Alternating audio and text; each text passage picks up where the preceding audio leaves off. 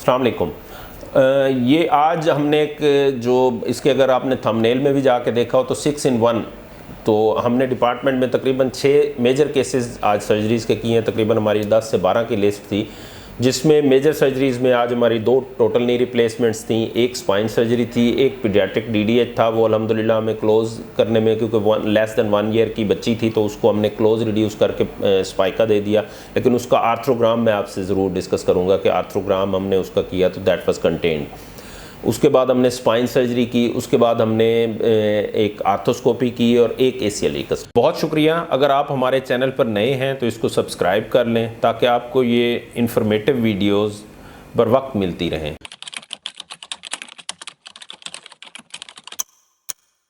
साथ में हो गए हैं, उससे बहुत ज़्यादा तकलीफ है। तो अभी जो रूटीन से मैं चेकअप करवा रहा हूँ, तो अभी डॉक्टर साहब के बखाल साहब के पास आया हूँ, इन्होंने आपका ऑपरेट होगा।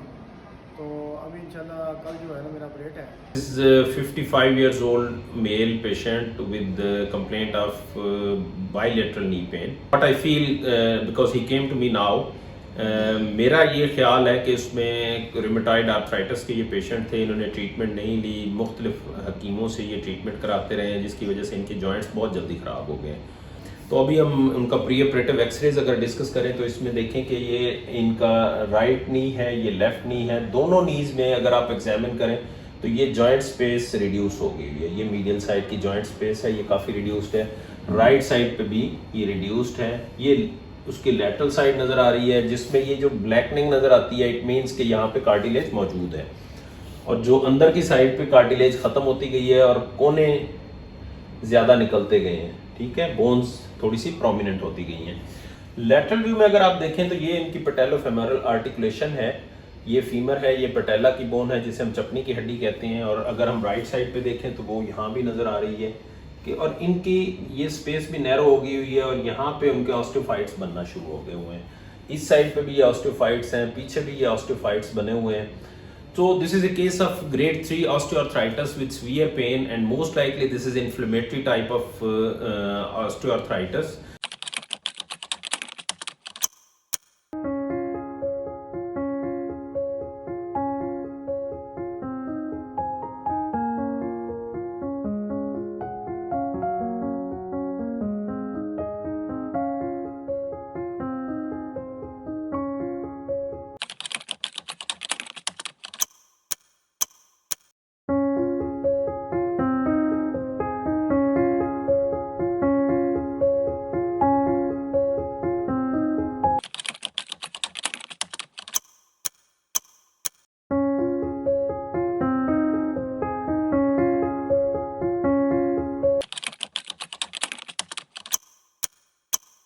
अब ये एक्सरेज जो है ये मेल पेशेंट थे, ये गुलाम मुर्तज़ा साहब हैं। इनके भी प्री ऑपरेटिव एक्सरे आपने देखे थे कि अलाइनमेंट इनकी जो है ना वायरस उसमें थी। अब इसमें भी अगर लकीली देखें कि भाई इस पे लाइन हमारी ड्रा है, अगर इसको हम सेंटर में लेकर आते हैं the access is directly following in the centre of the knee, ठीक है। और इसमें हमने पटेला भी रिप्लेस कर दी हुई है और वो सारा सिस्टम हमारा वो है, and alignment is quite good. अब फीमेल के एक्सरे से अगर इस एक्सरे को हम कंपेयर करते हैं तो इसमें हमारा वेल्गस एंगल जो है वो तकरीबन 2 to 3 डिग्री का है। इसमें हमने ज़्यादा वेल्गस को नहीं वो किया, लेकिन अलाइनमेंट पे हमारा फोकस रहा है और टिश्यू बैलेंसिंग पे। तो so main focus and mainstay of all this treatment is tissue balancing. जी अस्सलाम वालेकुम, मेरा नाम गुलाम मुर्तज़ा सर। मैंने अभी तकरीबन 3 हफ्ते पहले ऑपरेशन करवाया है, तो अभी बहुत बेहतर इंशाल्लाह माशाल्लाह। आज मैंने मार्क भी की है और टाँके भी खुलवाए हैं, माशाल्लाह बहुत बेहतर है, मुझे कोई परेशानी नहीं है। और फिजियोथेरेपी वगैरह भी मेरी हो रही है जैसे, और मैं बहुत मुतमईन हूँ इंशाल्लाह।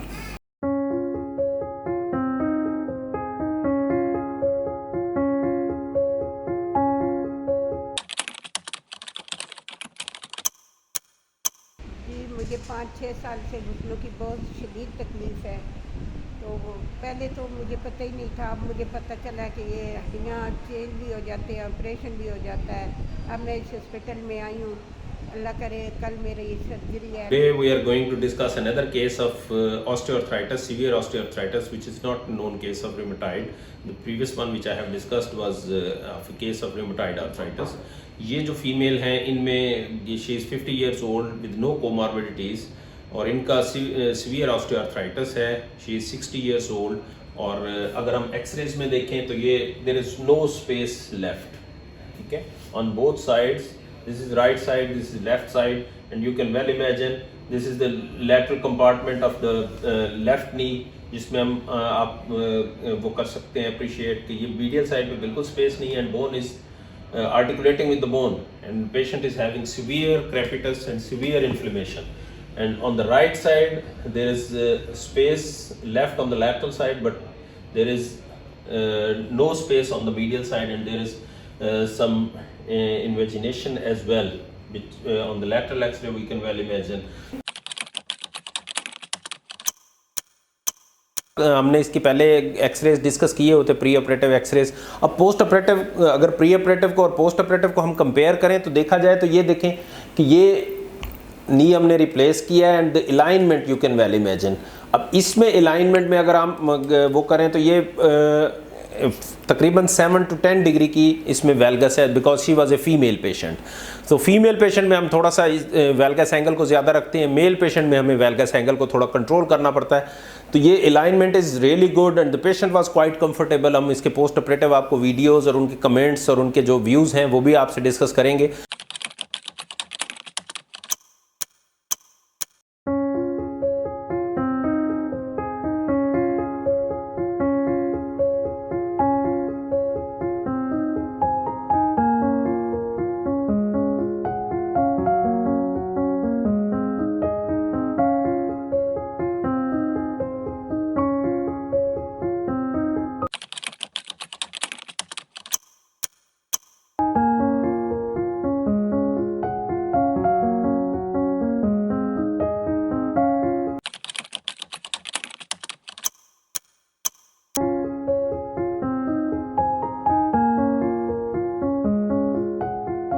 जी अस्सलाम वालेकुम।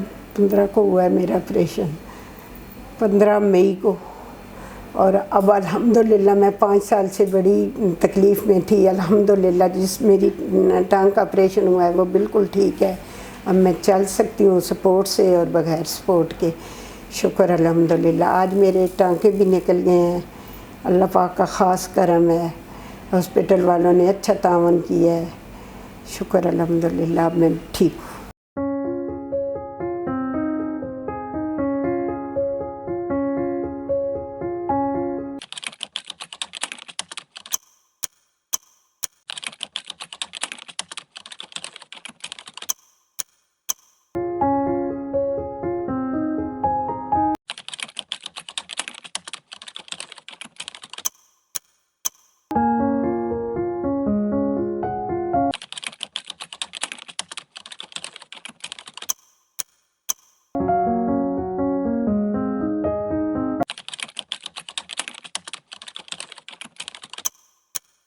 Thanks for watching our video. If you are new on my channel, please subscribe so that you can get informative videos in time.